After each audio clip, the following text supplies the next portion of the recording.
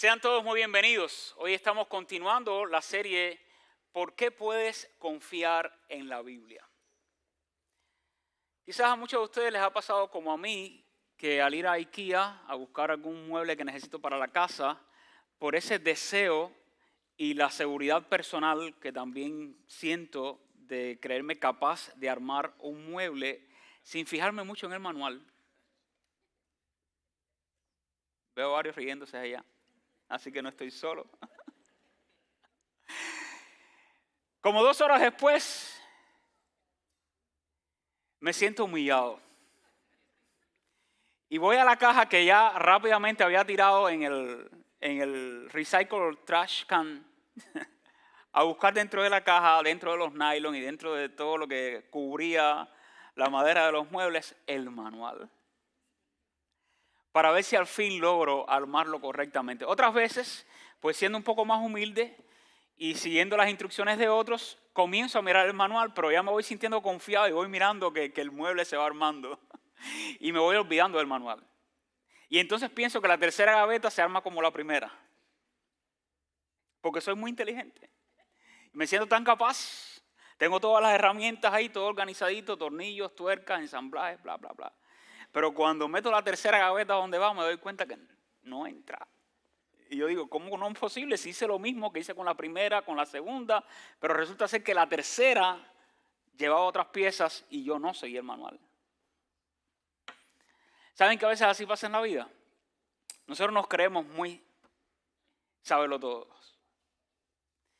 Y ante toda circunstancia de la vida, pensamos que podemos seguir nuestra intuición y que podemos armar cosas, arreglar problemas, aconsejar a otros, obviando un manual. El manual que Dios nos ha dado, que es la palabra de Dios. Saben que los seres humanos pasamos gran parte de nuestra vida intentando armar nuestra propia existencia. Porque cada etapa de la vida es diferente. Y en cada una de ellas hay desafíos. Yo he visto hombres ya muy ancianos confesar ante otros hombres que éramos más jóvenes de lo que soy ahora, que aún ellos ancianos todavía necesitan muchísimo de Dios para enfrentar situaciones de su vida personal, desafíos. Y me ha llamado la atención, hombres ancianos, y nos han hablado incluso de tentaciones. Y yo era más jovencito y al escuchar al anciano decía, ¿qué tentación puede tener este hombre anciano? Me decía, deje que ustedes lleguen ahí. También las tenemos. Y entonces en medio de esas circunstancias tratamos de resolver esos conflictos o de armar ese momento de nuestra vida que parece desordenado así, como se dice, utilizando el método de prueba y error. Vamos a probar si funciona bien y si no, pues intentamos volverlo a hacer. Intentamos armar una vida o mantener un matrimonio exitoso o criar los hijos de manera correcta o perseguir la felicidad adivinando cuál puede ser el siguiente paso. ¿Recuerdan ustedes historias que nos contaban nuestros abuelos y abuelas? ¿Qué etapa más fascinante? Mi abuela me contaba historias, me encantaba escuchar a mi abuela. Después a mis padres, a mi suegra también, pero me llamaba la atención que ellos hablaban así con una facilidad y naturalidad tremenda. No, porque mis 3 hermanos y mi mamá llegó a tener 15 hijos, yo soy el número 12. ¿Usted se imagina eso ahora? ¿Quién de ustedes tiene 12 hijos? Pues hubo una época en que la gente, sin tener tantos recursos como tenemos hoy en día, llegaron a tener 12 hijos. No aseguro que los hayan criado bien, pero los tuvieron.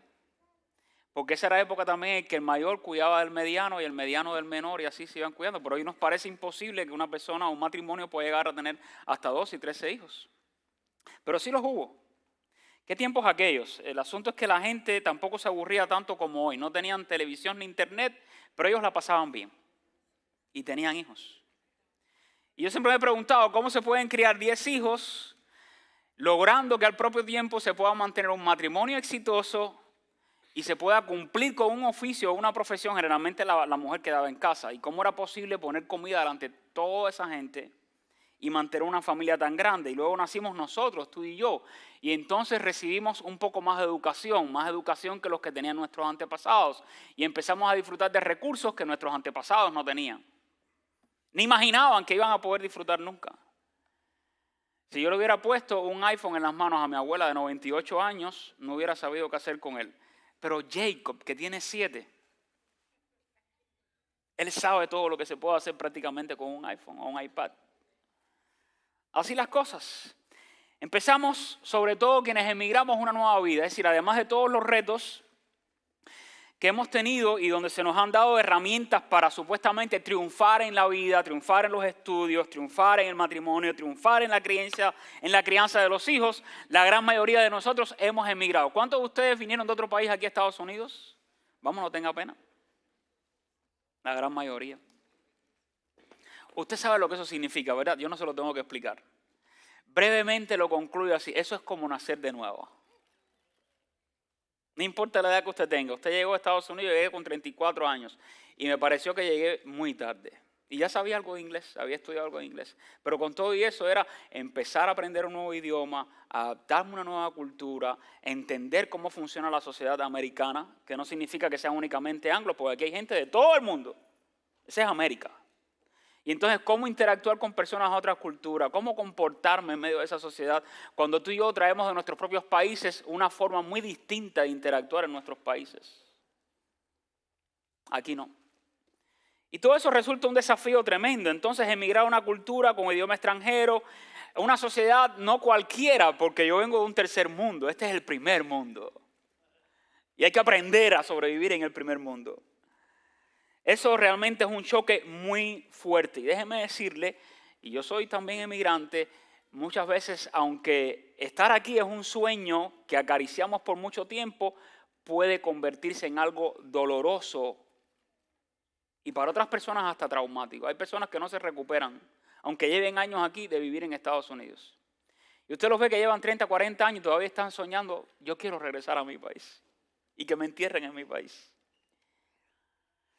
Y junto a eso, a todo eso que les he dicho, entonces llegan las sorpresas increíbles que la vida nos tiene reservadas.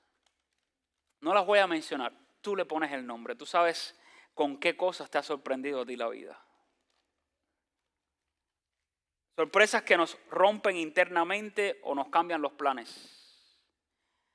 Sorpresas que de pronto sentimos que nos quiebran la vida y muchas veces uno llega a quedar sin dirección o sin una luz que lo ilumine a uno para ser guiado. Y cuando viene ese momento, ese punto de quiebre en la vida, nos damos cuenta de que nos urge un manual, como cuando estamos armando un mueble y creemos que sabemos cómo podemos armarlo. Esos puntos de quiebre es cuando más necesitamos el manual. ¿Sabes por qué?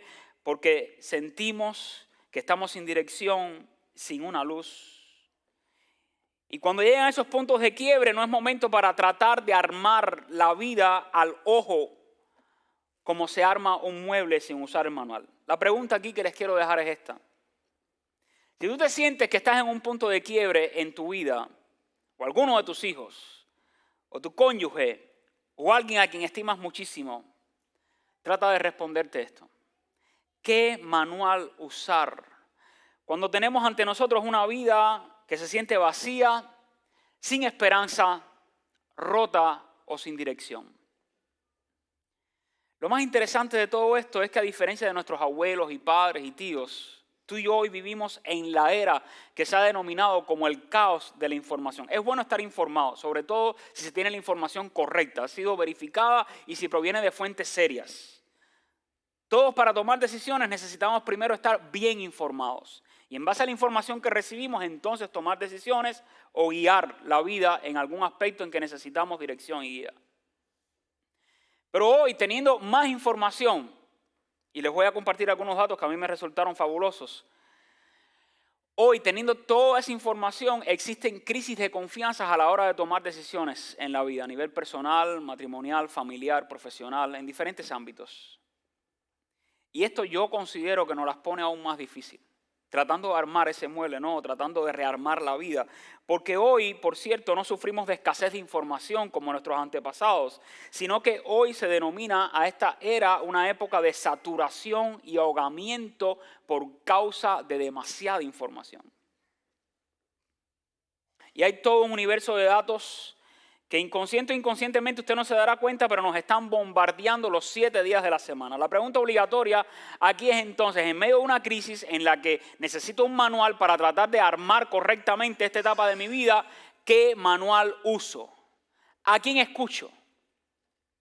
¿De quién tomo el consejo? Porque en TikTok se sobran los consejeros, en Instagram y en YouTube ya la han convertido en la universidad de la vida. ¿Dónde escuchaste eso? En YouTube. Oh.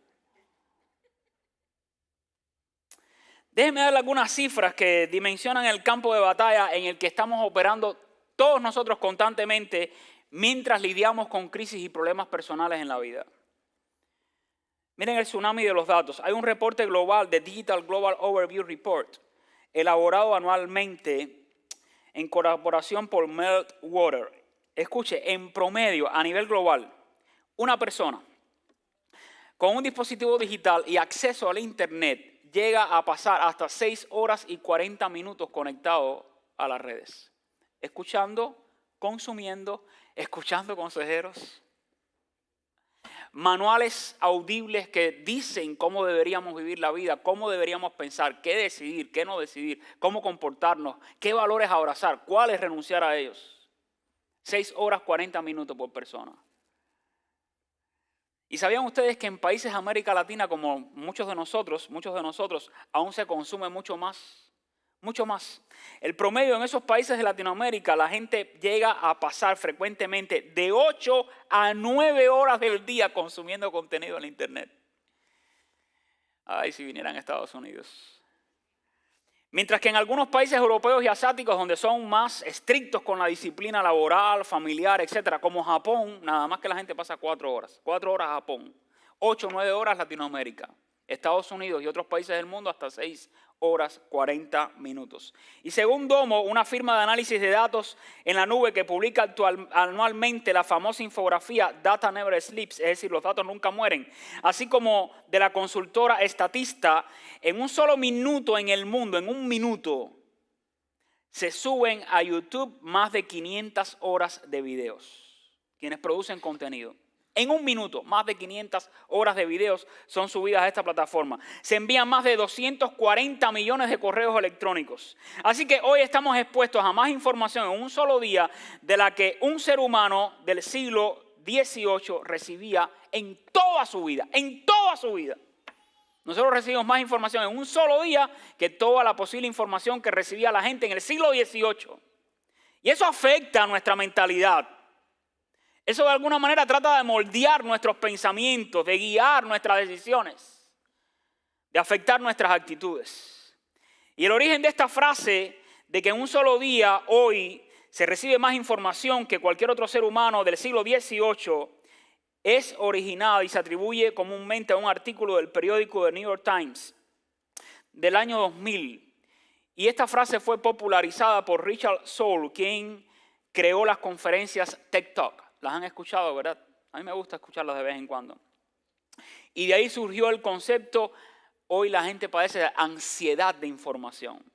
Así que el cerebro humano del siglo XVIII procesaba estímulos visuales, conversaciones personales, la naturaleza que disfrutaba y datos cotidianos durante toda su vida. Sin embargo, si nos referimos estrictamente a información codificada, noticias internacionales, datos de texto, publicidad e imágenes abstractas, la afirmación es conceptualmente aceptada por sociólogos y neurocientíficos para ilustrar el fenómeno de la sobrecarga informativa que tenemos hoy los seres humanos. Y sobre esa sobrecarga informativa entonces tomamos decisiones y le damos dirección a nuestra vida. Por ejemplo, también hoy se conoce como la epidemia de falsas noticias.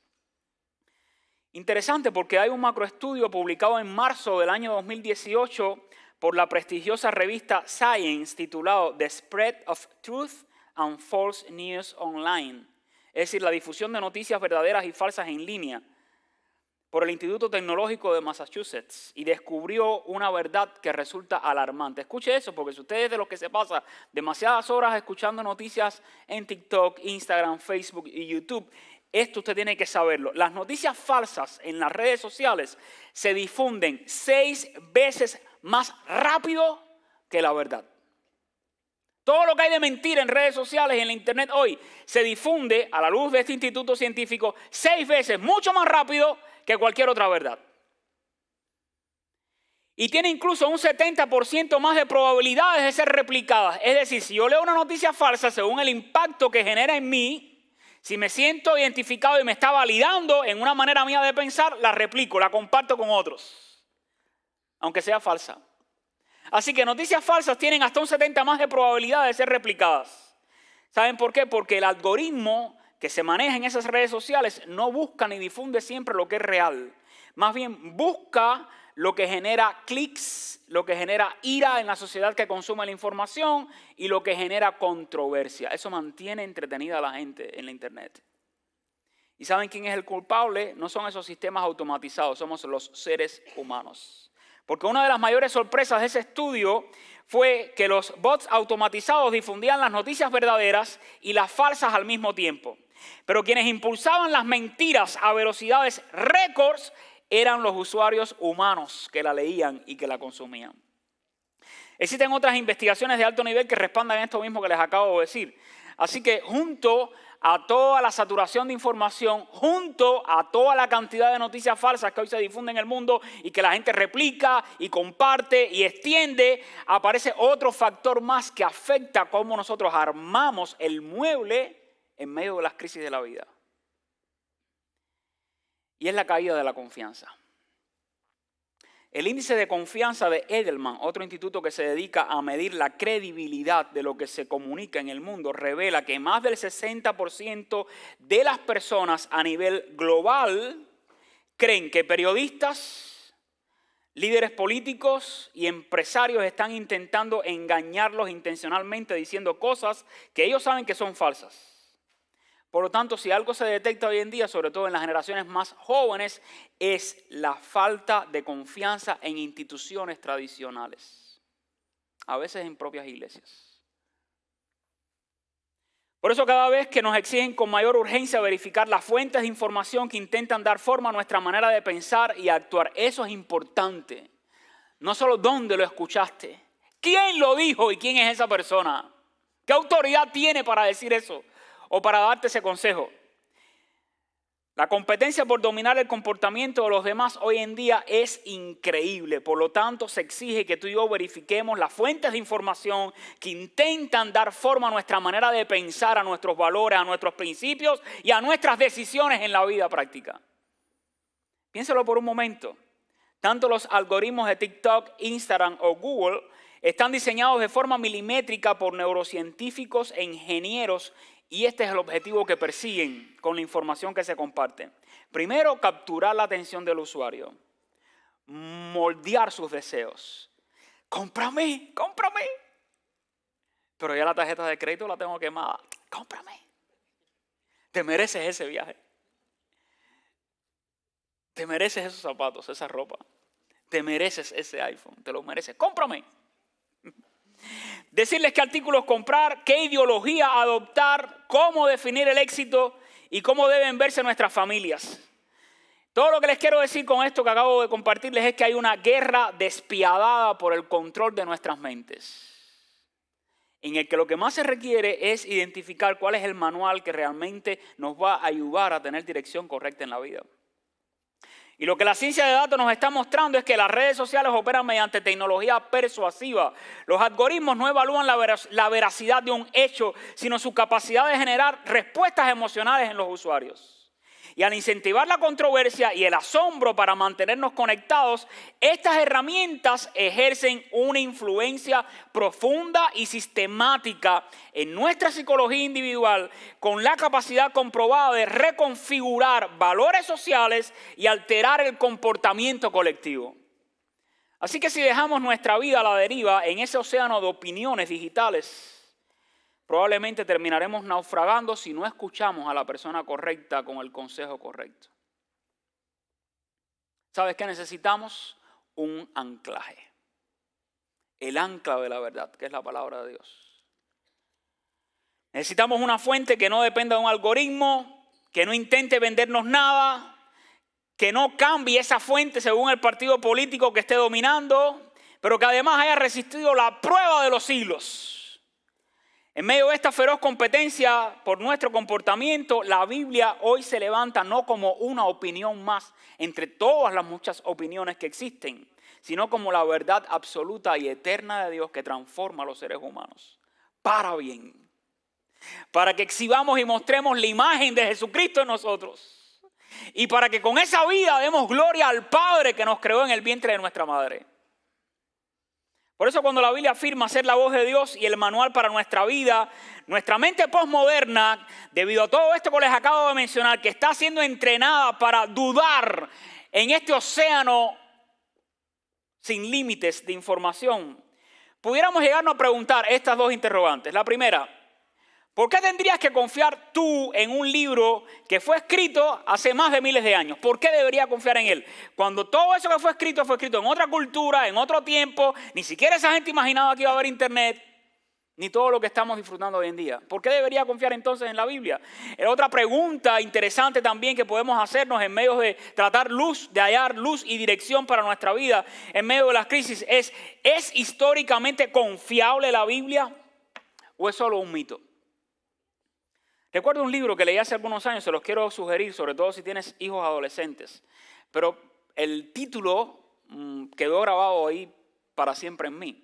Y el libro se titula No dejes tu cerebro en la puerta. No lo dejes. Se lo recomiendo, de Josh McDowell. Un excelente apologista bíblico. Y su coautor Bob Hosteler. El texto estaba dirigido sobre todo a los adolescentes que son bombardeados en las escuelas. Escucha bien, quizás en la casa no hablas de eso. Cuando lleguen a la escuela les van a hablar de eso. Y les van a tratar de hacer creer que esto no es verdad. A ver cómo están preparados ellos para responder a todos esos argumentos antibíblicos. Y en este libro, él dice, Dios no nos pide que apaguemos el cerebro al entrar a la iglesia, ni tampoco para creer. En este libro, No dejes tu cerebro en la puerta, desarrolla los argumentos que desvanecen varios mitos acerca de Dios, acerca de Cristo, acerca de la resurrección, pero también acerca de la Biblia. Críticas que lanza la sociedad a la Biblia para hacernos creer que no es una fuente válida. Escucha a otra gente. Hay otro océano más de información que debes explorar y escuchar y abrazar para tomar decisiones en la vida. Y en este libro él dice que Dios no nos pide a los cristianos una fe ciega, sino una fe inteligente que usa también la razón. Por lo tanto, entiendo que Dios no nos está pidiendo que apaguemos el cerebro al entrar aquí a la iglesia, ni tampoco al creer. Entiendo que es crucial entender qué debemos creer y por qué creerlo. Nuestras creencias, hermanos, determinan nuestras decisiones en la vida, nuestro estilo de vida y la dirección que le damos a la vida. Hay un texto en las Escrituras que quiero dejar en sus mentes y corazones, en 2 Timoteo 3:16, donde dice toda la Escritura, hablando de la palabra de Dios que ha sido inspirada por Dios. Y miren para qué es útil este manual. Es útil para enseñarnos lo que no sabemos, para redarguirnos, es decir, corregir una enseñanza falsa que está dirigiendo nuestra vida, nuestro comportamiento. Pero también para corregirnos. Si vamos por un camino equivocado, guiarnos en el camino correcto y para instruirnos en justicia, para que empecemos a pensar y a juzgar con la mente de Dios, en justicia, con esa mentalidad que únicamente Jesucristo nos puede dar. Así que a la luz de todo esto, hoy quiero presentarles 3 elementos de peso que nos pueden ayudar a ganar mayor confianza en el libro. Si este es el manual para cuando me siento perdido, armando esa etapa de mi vida que ha sido afectada por alguna circunstancia o alguna sorpresa que no esperaba, este manual, ¿por qué puedo confiar en él a plenitud para recibir guía, luz, dirección en mi vida? Primero, porque hay una confiabilidad textual e histórica. Tenemos lo que se escribió en el original y hay muchos escépticos hoy que dicen la Biblia ha sido traducida y cambiada tantas veces que es imposible saber qué decía el original. Y para eso hay argumentos que contradicen esa idea que acabo de leerles. Este apologista, Hodge McDowell, que también tiene un libro que les quiero sugerir, se titula Evidencia que exige un veredicto.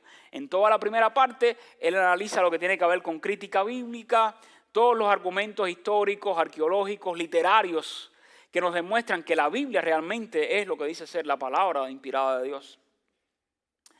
Y en este libro hay una sección que se la recomiendo, empieza desde la página 41 en adelante, titulada Las pruebas bibliográficas de que la Biblia es un texto confiable.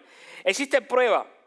Esta prueba examina el número de copias manuscritas que existen y el tiempo transcurrido entre el original del documento que se escribió y la copia más antigua. Es decir, esos originales no existen, porque como sucede con el papiro, con el papel, todo eso se pudre y se echa a perder. Pero ¿cómo yo puedo estar seguro que la Biblia está comunicando lo que Dios en el inicio reveló a través de las copias que han quedado de ellas? Y para eso utiliza un ejemplo. ¿Cuántos de ustedes llegaron a estudiar la Ilíada de Homero? ¿Recuerdan esa obra poética desde la secundaria o el preuniversitario? Lo estudiábamos en mi país. Nos ponían a leer la Ilíada de Homero. Una obra del siglo VIII antes de Cristo. Es decir, el original de ese poemario ya no existe. Lo que quedan son copias. ¿Cómo puedo saber que esas copias están diciendo lo que originalmente el autor quiso dejar plasmado en aquellos materiales? Y de esa obra literaria universal, la Ilíada de Homero, tiene unas 1800 copias. Estamos hablando de papiros antiguos fragmentados. Y la Ilíada nació como una obra de tradición oral. Se recitaba de memoria por poetas que iban ambulando, llamados rapsodas, en festivales griegos. Existe un consenso generalizado entre los historiadores y filólogos de que la Ilíada fue compuesta alrededor del siglo VIII antes de Cristo, es decir, 760 años antes de que Cristo naciera. Y para que podamos entender el peso de este número, de que hay 1800 copias de este documento, debemos comprender que de la antigüedad no quedan originales. Por lo tanto, el papel o el papiro o pergamino se pudre y todo lo que sabemos de la historia antigua depende de copias que fueron escritas a mano. Así que en el mundo de la literatura clásica antigua, tener 1800 copias es importante y le da validez al documento original. También están las obras de Aristóteles o de Julio César, que sobreviven en apenas unas decenas de manuscritos, y la copia más antigua que tenemos se escribió 1000 años después del original. Nadie duda hoy en día de que Julio César existió y de su historia. Entonces, ¿por qué dudar del Antiguo Testamento? ¿Por qué dudar de la veracidad del Nuevo Testamento? McDowell y otro erudito más de apellido Bruce señalan que poseemos, escuche, de la Ilíada existen más de 1800 copias, de los documentos del Antiguo Testamento existen más de 5800 manuscritos. Lo que asegura mucho más la posibilidad de que es verídico lo que se comunicó en ellos. Y si sumamos otras traducciones tempranas realizadas en latín, copto y en siriaco, superamos los 24.000 manuscritos de la Biblia. Lo más impresionante, el fragmento antiguo, el papiro P52, data de apenas unos 30 o 40 años después de que el apóstol Juan escribiera su evangelio. Por lo tanto, no existe ningún libro en la historia humana que esté tan bien documentado y validado con copias como la Biblia. ¿Se puede confiar en la historicidad del Nuevo Testamento? Otro especialista, John Montgomery, dice: ser escéptico en cuanto al texto resultante de los libros del Nuevo Testamento es permitir que toda la antigüedad clásica caiga en la oscuridad, porque ningún documento del periodo antiguo está tan bien atestiguado bibliográficamente como el Nuevo Testamento. Por lo tanto, textualmente hablando, si dudamos hoy de la confiabilidad de la Biblia, de ese manual que puede dirigir nuestras vidas, tendríamos también que desechar y dudar de toda la historia de la humanidad antigua, porque ningún libro de aquellos tiempos tiene tanta evidencia a su favor como sí tiene la Biblia, la palabra de Dios. Y esta es la conclusión de Hodge McDowell, que por cierto no fue cristiano desde sus inicios. Fue un académico, un erudito de los Estados Unidos, que al escuchar de la fe cristiana, al escuchar de la resurrección de Cristo, al escuchar de la inspiración y de la inerrancia bíblica, se propuso con todo el corazón derrotar esos argumentos, hacerse enemigo del cristianismo, hasta que al tener la evidencia delante de él, no tuvo otra cosa que decir: el veredicto es, la Biblia es inspirada de Dios. La Biblia es la palabra de Dios. Cristo es quien dijo ser, es Dios mismo. Y Cristo resucitó de los muertos. Y aquí está su conclusión. Después de que yo traté de destrozar la historicidad y la validez de las Escrituras, llegué a la conclusión, era alguien que quería destrozarlo, estaba resuelto a ello y demostrárselo al mundo. Dice, llegué a la conclusión de que la Biblia es históricamente confiable. Creas o no en ella, históricamente es confiable como un documento histórico. Y si uno descarta la Biblia considerándola no confiable, entonces uno debe descartar también casi toda la literatura de la antigüedad. Y uno de los problemas con los que me enfrento constantemente es el deseo de parte de muchos de aplicar un requisito o prueba a la literatura secular y uno diferente a la Biblia. Dice él, uno debe aplicar la misma prueba. Ya sea que la literatura bajo investigación sea secular o religiosa. Habiendo hecho esto, creo que podemos sostener las Escrituras en nuestras manos y decir, la Biblia es digna de confianza y es históricamente confiable. En segundo lugar, no solo la confiabilidad textual, sino teológica. Y lo más importante, al menos de los especialistas que he podido leer en cuanto a la confiabilidad teológica de la Biblia, el tema que más destaca es la unidad de la palabra de Dios. Es un milagro. Hay un gran teólogo, James Leo Garrett, en su obra Teología Sistemática, en el tomo 1, que nos lleva a mirar la Biblia no solo desde afuera como historia, sino desde adentro. ¿Cuál es el contenido que hay en ella? Y destaca la inspiración divina y la unidad orgánica de las Escrituras. Es increíble. Es una colección de 66 libros que fue escrito no en 2, 3, 100 años, a lo largo de 1500 años por 40 autores diferentes. Autores, algunos un príncipe, un pastor, un pescador, un médico, un rey, escrita en 3 continentes, Asia, África, Europa, en 3 idiomas distintos, hebreo, arameo y griego. Sin embargo, ella registra un único tema, una sola historia unificada. Cómo Dios creó el mundo, creó al hombre, cómo el hombre cayó en su pecado, cómo Dios por amor al hombre lo redime enviando a Jesucristo y la restauración final de todas las cosas. Algo interesante es que no hay contradicción alguna en su mensaje. A pesar de la cantidad de libros que hay en ella contenido, a pesar de los muchos autores que Dios utilizó para eso y a pesar del tiempo que ocupó para escribirla. La única respuesta lógica que se encuentra de cómo es posible que 66 libros en un periodo de tiempo tan extenso por diferentes autores en diferentes regiones y que hablaban diferentes idiomas puedan unificar un único tema es algo milagroso. Únicamente Dios puede hacer eso. De ahí que en 2 de Pedro 1:21 dice que esos hombres santos hablaron siendo guiados por el Espíritu Santo. Ese es otro texto también dentro de las evidencias internas de que la Biblia es la palabra de Dios. Y cómo Dios fue guiando ese proceso. Por supuesto, respetando la personalidad de aquellos autores, su formación, todo el background que tenían. Pero hubo una mente maestra dirigiendo a estos escritores a lo largo de 15 siglos. Y en este proceso de formación de la Biblia, Dios no poseyó a los escritores usándolos como meras máquinas de escribir humanas, sin que ellos pusieran nada de su propia personalidad. Dios respetó la personalidad, el estilo y el contexto histórico de cada escritor, guiándolos de forma que el mensaje final fuera exactamente lo que Él quería transmitir. Él ama al mundo y por amor al mundo entregó a su Hijo Jesucristo para que todo aquel que en Él cree no se pierda, mas tenga vida eterna. Y en tercer y último lugar vimos el argumento textual, teológico, ahora la voz de la tierra y el tiempo. Hay pruebas arqueológicas y hay profecías cumplidas. De las profecías habló Eduardo hace unos domingos atrás. Pero a lo largo del siglo XIX y XX, muchos críticos llegaron a afirmar que la Biblia inventaba personajes, inventaba ciudades, decían que el rey David era un mito como el rey Arturo y que los hititas nunca existieron, pero la arqueología ha sido una gran amiga de la Biblia. Josh McDowell documenta cómo el célebre arqueólogo Nelson Gruell afirmó de manera categórica: puede declararse legítimamente que ningún descubrimiento arqueológico ha contradicho jamás una sola referencia bíblica.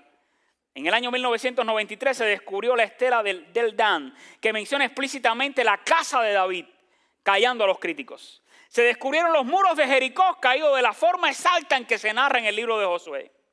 Y a esto pueden sumarle todas las profecías. Ningún libro religioso del mundo, ni el Corán, ni el libro del Mormón, se atreven a dar profecías específicas con nombres y lugares siglos antes de que ocurran. La Biblia sí lo hace.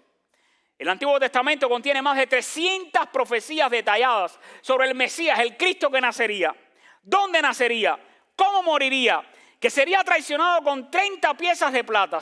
Y todas esas profecías fueron cumplidas en la persona de Cristo. ¿Cuál es el veredicto entonces? La Biblia pasa con honores la prueba de la historia. Y me llama la atención, quizás en sus países pasó como en Cuba, de donde vengo, o como ha pasado en China y en otros países comunistas, que llevaban los grupos misioneros al país donando Biblias, y el gobierno se creyó que podía aplastar el cristianismo y la fe quemándolas, y las quemaron. Recuerdo cuando llegué a la iglesia con 13 años, yo quería una Biblia. En Cuba no entraban Biblias, estaba prohibida la entrada de Biblias. Ya después el gobierno abrió un poquito, algo más la puerta, Dios lo permitió, yo creo, y comenzaron a entrar algunas Biblias. Y aquello era por cuota, como en el comunismo, que hasta la comida te la racionalizan. Te toca un pan al día, 5 libras de arroz al mes, 3 de azúcar al mes y medio muslo de pollo para 15 días. ¿Cuánta gente hay en tu iglesia? 500, te tocan 30 Biblias, no más. Eso es lo que te toca. Y entonces recuerdo que para obtener una Biblia teníamos que demostrarle fidelidad en la asistencia a la maestra de escuela dominical. Y si no faltábamos por tantos meses, te ganaste la Biblia. O si vas a un retiro de campamento de jóvenes, te ganaste una Biblia de estudio. Así que mi primera Biblia, ¿saben cuál fue? La Biblia donada, escrita, subrayada, hasta con páginas sueltas de otro creyente que tenía 2 o 3 Biblias. Porque no habían tiendas para comprar Biblias. Y logré conseguir hace poco el modelo de la primera Biblia que tuve. Porque la primera yo hice lo mismo, se la entregué a otro adolescente que no tenía. Ya yo tenía otra, le regalé esa a él y me deshice de ella. Pero conseguí ese modelo, la que fue mi primera Biblia. La amaba, la olía, la besaba. No habían Biblias prácticamente. Y de todos estos argumentos, ¿saben cuál es uno que realmente nos ayuda a entender qué es la palabra de Dios? No hay un libro que transforme y cambie al individuo para bien como la palabra de Dios. Usted le hace la Ilíada de Homero, usted le hace Romeo y Julieta, usted le hace el Quijote, le hace todas esas obras preciosas de los premios Nobel de literatura latinoamericana. Lean a García Márquez. Pero si tú quieres que tu vida sea transformada, lee la Biblia. Y no solo la leas, créela en tu corazón. ¿Sabes por qué? Porque la Biblia tiene poder para transformar, para penetrar en lo más profundo del ser humano y cambiarnos. Termino con este texto en Isaías 48. Que se seque la hierba, que se marchite la flor, pero la palabra del Dios nuestro permanece para siempre, transformando vidas y cambiándolas por siempre. Nos ponemos en pie, oramos. Padre, nosotros te damos gracias por tu palabra. Tu palabra es viva, es dinámica, es eficaz. Es palabra que tú has dado con tu aliento para revelarnos a los seres humanos tu amor, tu plan y tu propósito. Es el manual que nos puede ayudar a construir una vida que te honra y que te da gloria a ti. Te pedimos que en medio de las circunstancias que cada uno de nosotros estamos aquí en esta mañana y que podemos estar sufriendo, podemos estar enfrentando, tu palabra continúe siendo lámpara a nuestros pies y lumbrera a nuestro camino. Ilumínanos con ella, Señor. Arranca de nosotros todo lo que tengas que desterrar por siempre y siembre en nosotros amor por tu palabra. Escríbela en nuestras mentes, en nuestros corazones. Y más que eso, moldea nuestras decisiones, nuestro comportamiento. Cultiva nuestra alma con tu palabra. Y ayúdanos a compartirla con otros.